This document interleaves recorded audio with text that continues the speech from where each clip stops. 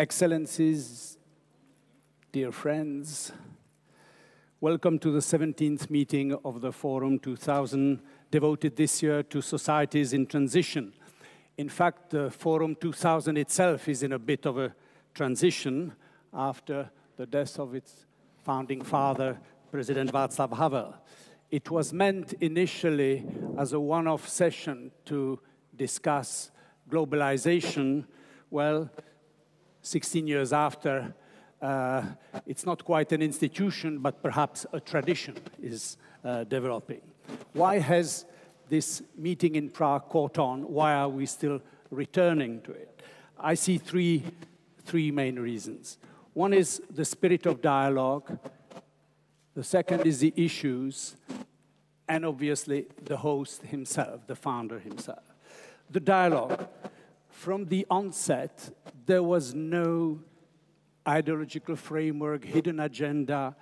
The idea was to bring together people of very different persuasions, different professional, cultural backgrounds from different parts of the world to discuss in Prague the questions of not that make the headlines in the newspapers, but the long-term trends that are associated with globalization. So this is not about expertise, this is more about an exchange of ideas in a spirit of openness and tolerance. That, I think, is the first.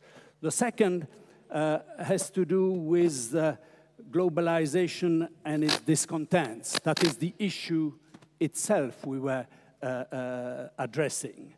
And the reason the forum has been, I think, successful is it resisted two temptations. One was the triumphalism of the 1990s. You remember the end of history, the idea that global markets would bring global governance, global human rights, and why not a global civil society? There was a lot of optimism, idealism, perhaps triumphalism associated with that. Well, we know how far we are from such goals today. Václav Havel spoke of globally spreading short-sightedness. But the forum also resisted the opposite temptation, and that was cultural pessimism.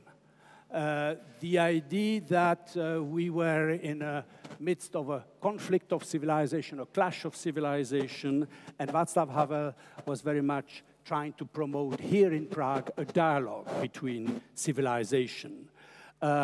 He summed it up in the following quote I will give from you. What then should be the spiritual starting point or the principles of a new world order? What things should become key to the new way of coexistence? All world religions have something in common. They articulate the same basic moral imperatives. Therefore, I would say there exists a spiritual and moral minimum that is shared by all, or at least by the vast majority of all cultures and spheres of civilization or religions today. Well, that's the second reason, the unending quest in the search for this moral, spiritual minimum that binds us all. And the third reason has to do with the founder himself, that is President Václav Havel. He has inspired the conversation he started in 1977, and returning here is a way of continuing that conversation and keeping alive his legacy as a thinker and public figure. Let me conclude with another quote. Without compassion, the peace among people and the world peace would collapse. That is why it is essential to remain all along one's life good, altruistic, and generous. Well, these words could have been said by Václav Havel. They certainly fit Václav Havel's as a figure. It is a quote from His Holiness the Dalai Lama, and in a way, I think it represents both of them. His Holiness the Dalai Lama came to Prague in the late 1990s to the first multicultural meeting in St. Vitus Cathedral, and those who were present will never forget his address at the time. A very moving moment and very genuine moment of what Havel had in mind in bringing together people of different cultures. Over the years, a relationship developed between the two men, and the Dalai Lama was the last to visit President Havel in just a few days before he died. It seems, therefore, very appropriate and highly symbolic that the opening of this Forum 2000 is to be addressed by His Holiness, the Dalai Lama. It's a great honor.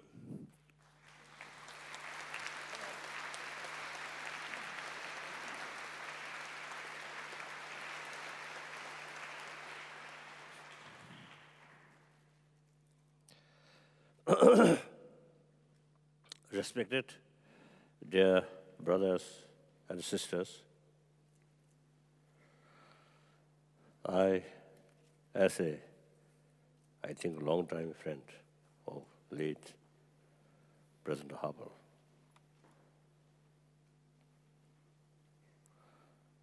indeed feel great honor participate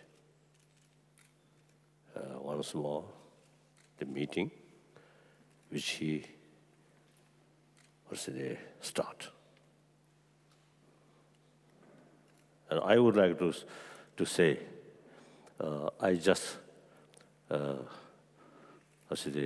come from President Havel's office, where our last meeting used to take place.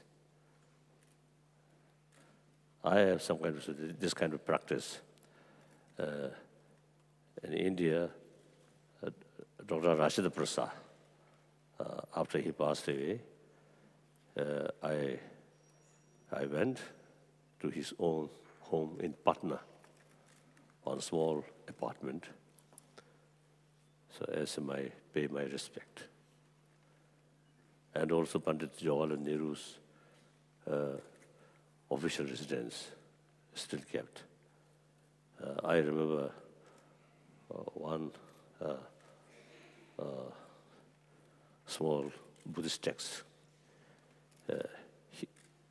Beside his bed, he always kept there. And then his Rolex watch, also there. I remember very clearly. I noticed that Rolex since '56 when we met. So anyway, this time I expressed my desire, if possible, to visit late President Havel's sort of place. And then they arranged, I went there. So feeling mixture. One way, very sad that such honest, humble, truthful person are now no longer with us. Very sad. But one way, I had the opportunity to visit his small office. Quite tidy. Because untidy, untidy, untidy, I think, untidy. Oh, and then I eventually moved.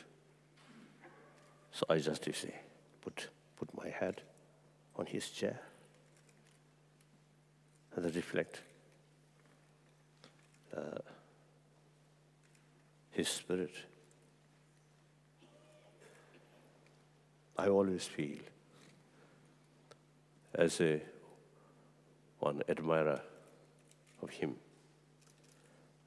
He as a person, human body no longer, but his spirit still there. So it is our responsibility to carry his wish, his dream, his vision, and his spirit. So perhaps from his chair,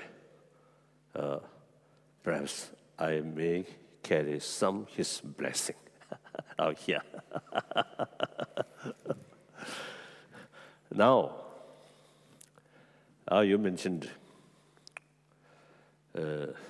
such sort of as the meeting, not something formal sort of thing, but I mean something free to express, to bring new ideas, new concepts, new visions. Like that we really need. Sometimes government level, so they have their own sort of the agenda, and accordingly, you see, they thinking, they discuss. But here we quite free. Our nose can go everywhere. So that I also should do. I always say, so telling people, I am one of the 7 billion human beings, nothing special.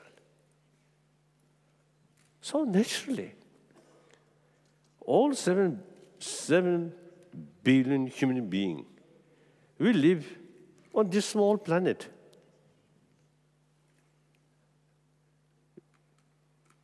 We, as a human being, you see, mentally, emotionally, physically, we are same human being. The most important, everyone want happy life, do not want suffering. And many problems which we are facing is essentially our own creation, isn't it? If we keep basic human nature, affection, friendship, and clear sort of awareness, oneness of humanity, then no problem. Small problem. We can manage that through mutually agreeable solution. So these days, wherever I give talk, I always stress, we need also a sense of oneness of 7 billion human beings. That I think is very, very important. Firstly, we must look human level. Then 7 billion, same.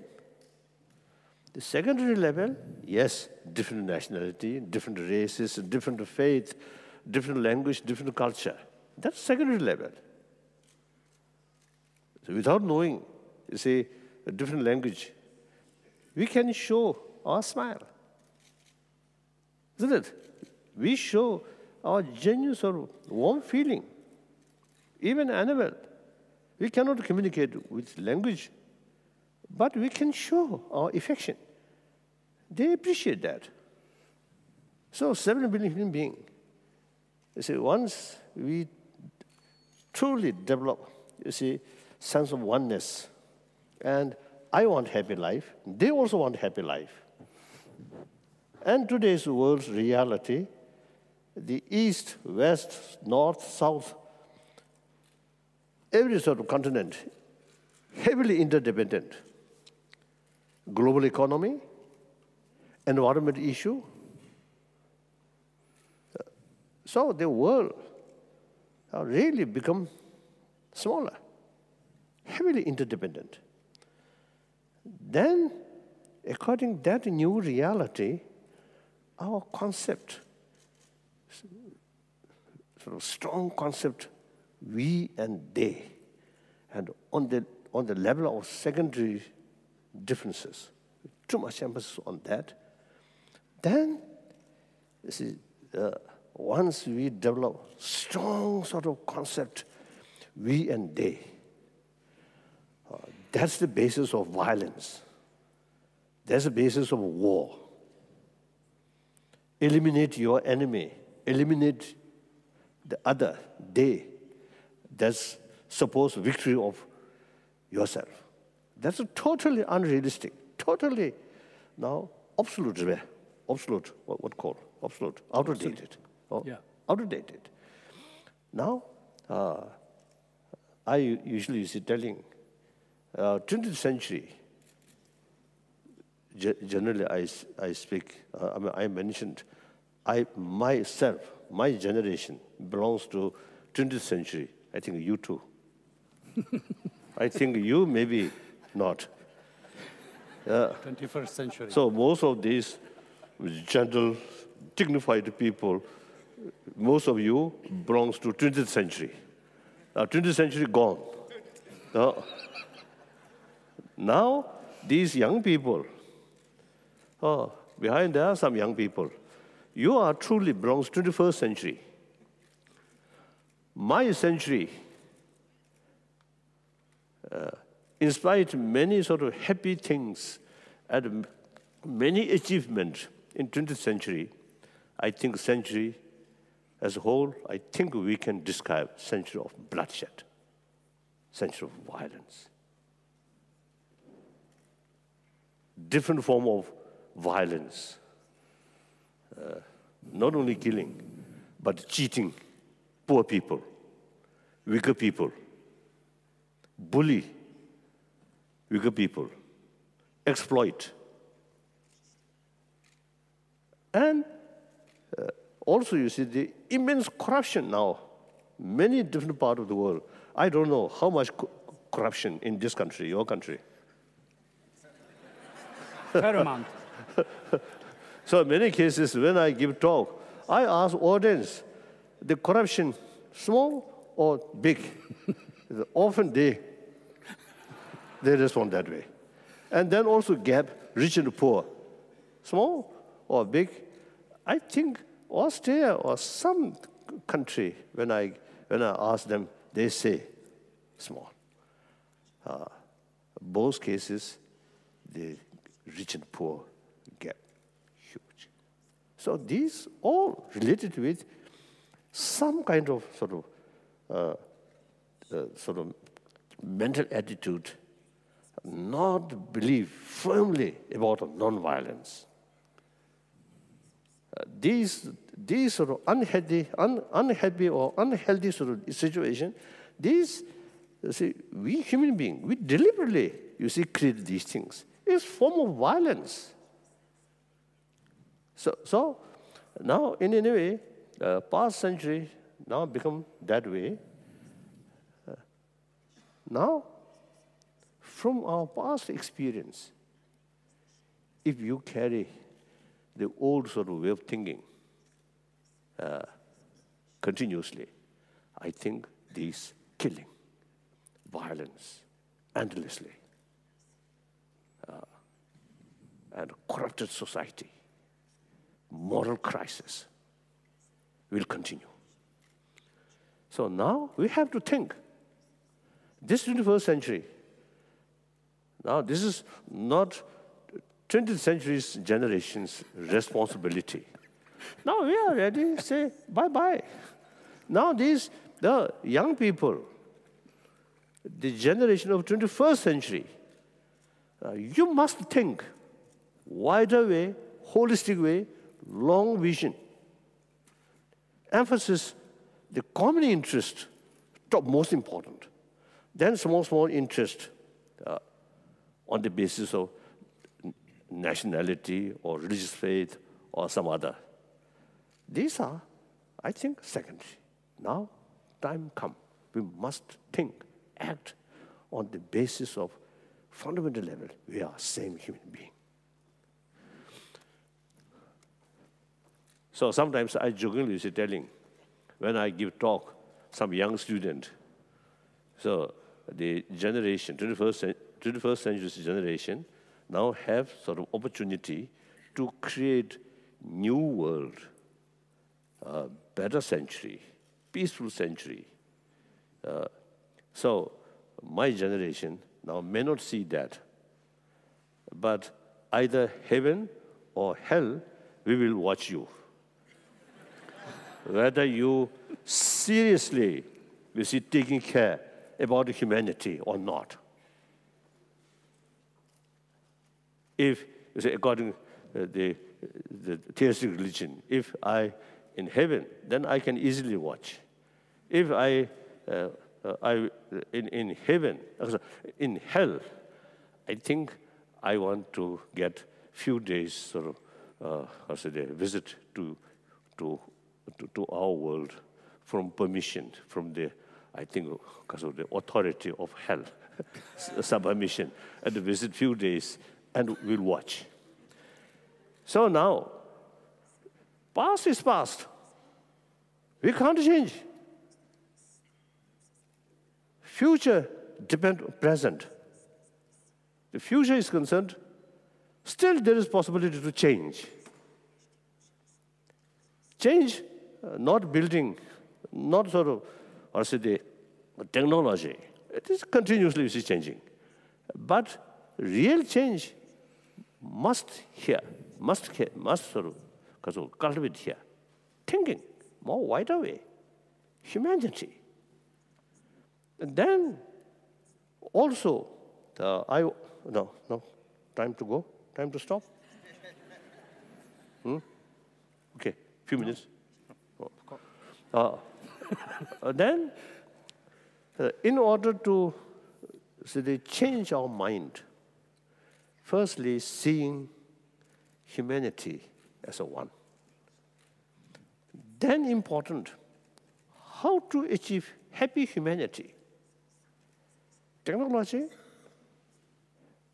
alone will not bring happy humanity. Money also will not bring happy humanity. Sometimes more money, more greed, more anxiety, isn't it? More jealousy. So therefore, you see the real happy humanity very much related with mental, or human value. That's a compassion, sense of concern of others' well-being. That sense of compassion or sense of concern of others' well-being, not necessarily religious practice, not necessarily, religious matter, whether believer or non-believer. So long we are human being, even animal, very much appreciate human affection.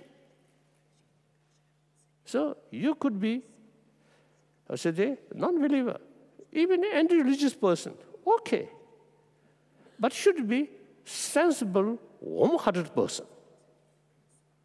So they themselves, then, become better human being, more sort of sensible human being, more compassionate human being.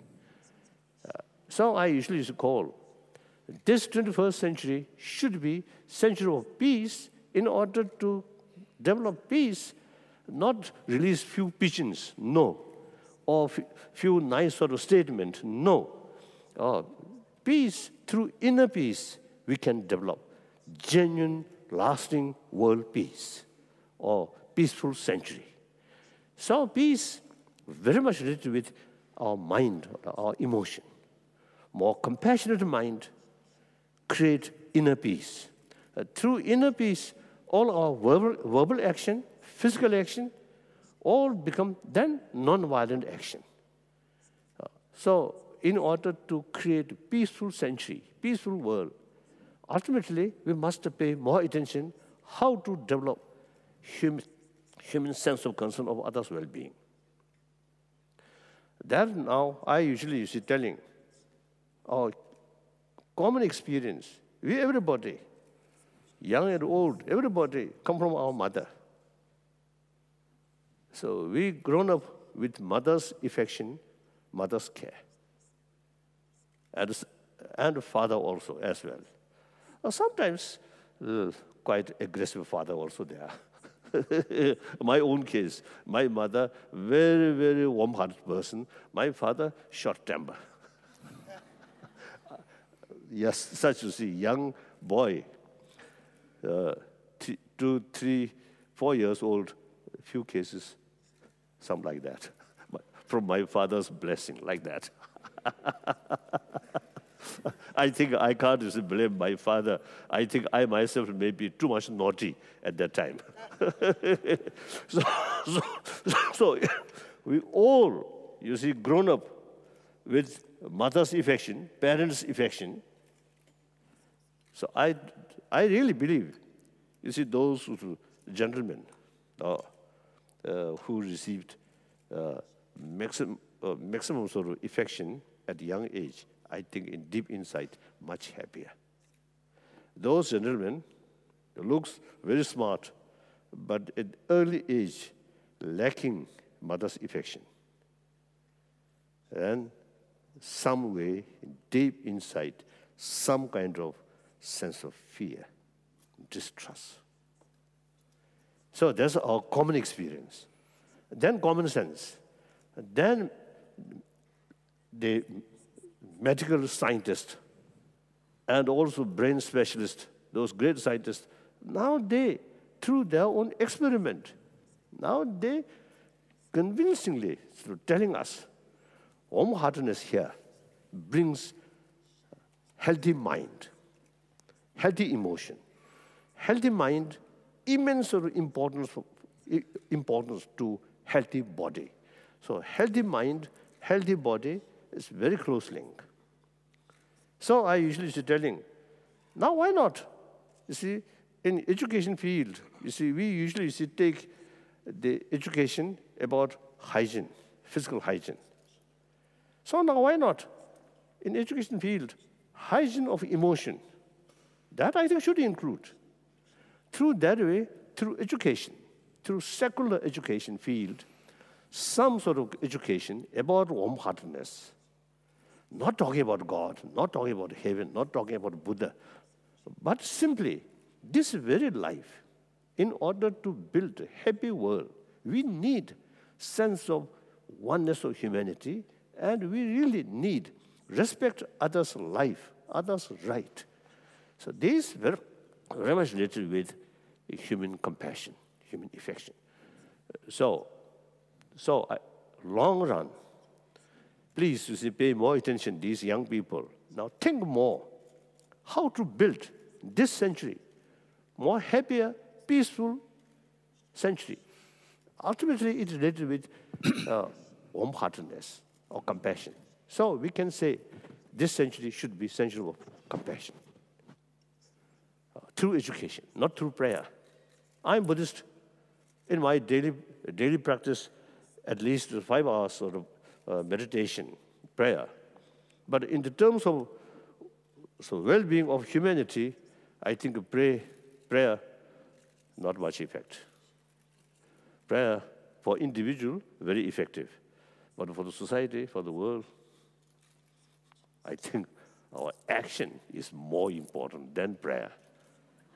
Do you agree? What do you think? Okay.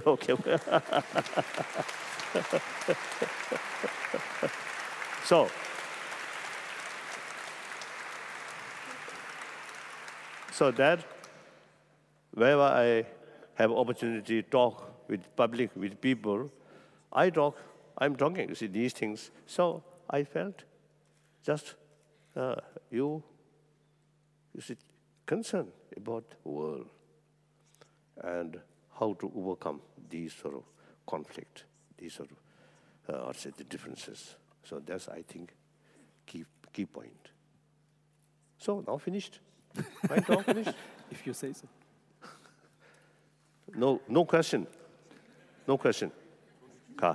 That okay.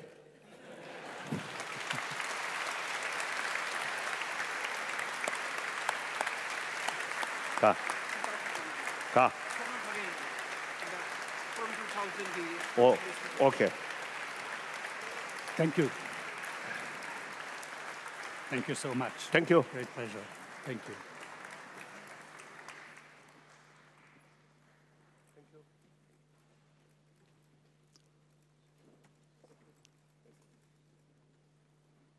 you.